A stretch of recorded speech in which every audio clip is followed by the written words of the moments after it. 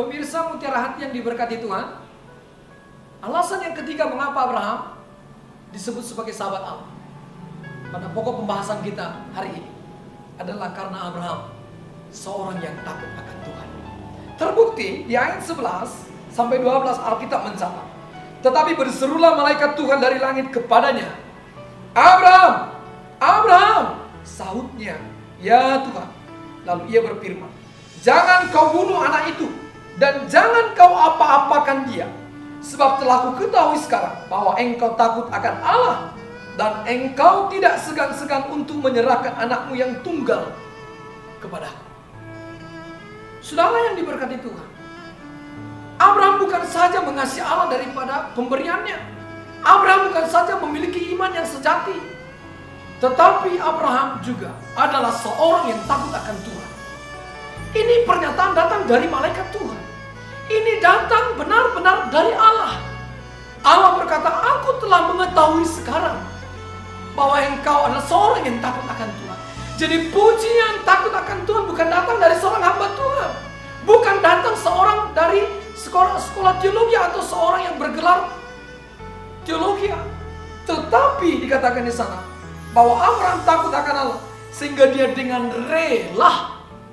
Orang yang takut akan Tuhan, dia akan rela memberikan, mengorbankan apa yang diminta oleh Tuhan. Karena dia percaya bukan saya pengendali, tapi Tuhan pemilik segala kehidupan, pengendali. Tuhan segala empunya. Kita hanya dipercayakan Tuhan saja. Kalau kita memiliki suatu hal, benda, harta, kekayaan, pangkat, jabatan, itu hanya dipercayakan saja. Maka di dalam menjalankan tugas kita sebagai orang percaya, kita harus belajar takut akan Tuhan. Takut akan Tuhan jelas adalah orang yang membenci dosa. Takut akan Tuhan jelas adalah orang yang tidak suka kepada kompromi dengan hal yang bertentangan dengan sifat Allah. Orang yang menjaga kekudusan dalam hidup, menjaga kekudusan dalam keluarga, menjaga kekudusan dalam pelayanan. Hamba Tuhan yang kita bahas malam ini, Abraham. Pengakuan bahwa Abraham adalah seorang yang takut akan Allah, seperti saya katakan, kebenarannya datang dari Tuhan. Abraham akan memperlihatkan kepercayaan totalnya kepada Allah yang telah dikenalnya selama 40 tahun lebih. Ishaklah yang dipersembahkan, bukan Ismail, di mana Ishak ini telah 15 tahun diberikan Tuhan, dan Tuhan mau meminta itu. Artinya Tuhan mau mengambil, katakanlah mungkin sukacita Abraham yang sudah dia miliki selama 15 tahun. Tapi karena dia takut Tuhan, dia rela memberikannya kepada Tuhan. Bukti Abraham takut Allah lagi. Abraham tidak menahan apapun yang diminta Tuhan, melainkan dia memberikannya kepada Allah karena dia begitu mengasihi Tuhan. Bukti Abraham takut Tuhan, bahwa Abraham taatnya seketika, tidak menunda, tidak menunggu. Tetapi dikatakan teks firman Allah, keesok harinya. Ini membuktikan Abraham mendengar firman itu, mungkin katakan malam atau senja, dan dia besok paginya langsung taat kepada Allah. Di ayat yang kita baca tadi, ayat 11 dan yang ke-12, Tuhan mengatakan lewat malaikat yang datang kepada Abraham, dikatakan, telah ku ketahui sekarang bahwa engkau takut akan Allah, dan engkau tidak segan-segan untuk menyerahkan anakmu yang tunggal kepadaku. Orang yang takut akan Tuhan, apapun yang diminta Tuhan kepadanya, dia akan serahkan. Karena dia tahu, bukan saya pemiliknya, tapi Tuhan. Bagaimana dengan saudara dan saya? Mungkin orang mengatakan kepada kita, kita adalah orang yang takut Tuhan.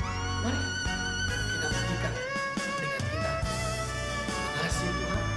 Dan jika ada suatu hal yang diminta Tuhan untuk kau berikan kepada Tuhan, membantu bekerja, membantu ladangnya, membantu hamba-hamba Tuhan yang sedang bekerja, jangan tahan, tapi relakan.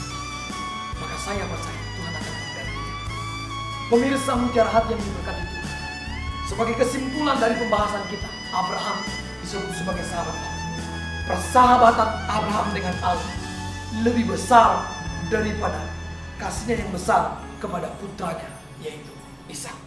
Jadi kasih Abraham kepada Allah lebih besar daripada kasihnya kepada putranya yang tunggal. Kasih serta kepercayaan murni kepada Allah adalah satu-satunya iman yang layak bagi Allah. Dan satu-satunya iman yang dapat diterimanya.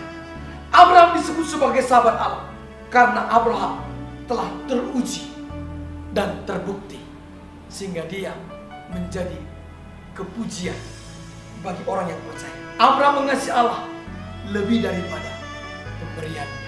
Abraham memiliki iman yang sejati dan menjadi kebenaran sepanjang sejarah. Abraham adalah orang yang takut Tuhan, yang dibuktikan dengan ketaatan total dan seketika pada permintaan Allah.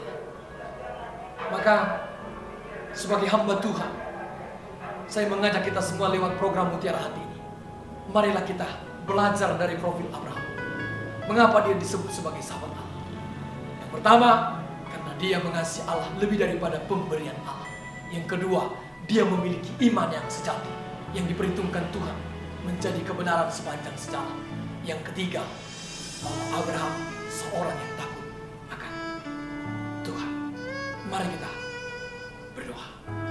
Bapa di sorga, terima kasih pada hari ini. Pemirsa Mutiara Hati yang diberkati Tuhan, yang telah mendengarkan Tuhan acara ini, yang telah melihat program ini. Hamba-Mu berdoa, Tuhan, kami rindu kami menjadi pribadi-pribadi yang mengasihi Tuhan lebih daripada pemberian Tuhan. Kami rindu memiliki iman yang menjadi perhitungan Tuhan sebagai kebenaran dan juga menjadi sejarah di dalam hidup kami. Kami juga rindu menjadi pribadi yang seorang yang takut akan Tuhan, yang dibuktikan dengan kami mengasihi Allah dan mau rela taat kepada Tuhan. Karena itu aku berdoa, jikalau hari-hari ini Tuhan, mungkin ada pemirsa Mutiara Hati yang Tuhan perhadapkan kepada satu ujian, atau mungkin di tahun ini kami akan menghadapi ujian itu. Hamba-Mu berdoa, jadikanlah mereka menjadi pemenang iman di tahun ini, sehingga apapun persoalan yang datang kepada mereka, nama Tuhan dimuliakan dan mereka pantas disebut sebagai pemenang iman. Karena Kristus Yesus Tuhan telah menang di kayu salib 2000 tahun yang lalu, dan kami sebagai orang yang percaya kepadanya dijadikannya lebih daripada pemenang. Hamba-Mu berdoa, berkatilah Tuhan seluruh anak-anak-Mu, bahkan siapapun yang mendengarkan program ini. Biarlah Tuhan Engkau menjamah hati mereka. Aku berdoa Engkau menumpangkan tangan atas mereka, sehingga pemberkatan itu akan menjadi milik mereka di tahun 2017. Bapa di sorga, berkatilah pimpinan daripada Radar Group. Kau memberkati seluruh kru yang ambil bagian dalam pelayanan program Mutiara Hati. Kami berdoa buat bangsa kami. Berkati pemimpin kami, presiden kami, bahkan seluruh aparatur pemerintah, dari pusat sampai kepada daerah. Berkati Sulawesi Tengah, berkati kota Palu di mana kami tinggal, umat Tuhan dimanapun berada Tuhan. Bahkan kami berdoa buat program ini, biar lewat program ini Tuhan terus akan tetap eksis di dalam melayani anak-anak Tuhan. Bahkan lewat program ini, nama Tuhan diberkati, nama Tuhan dimuliakan. Banyak orang diberkati Tuhan di kota Palu dan sekitar. Terima kasih Bapa di sorga.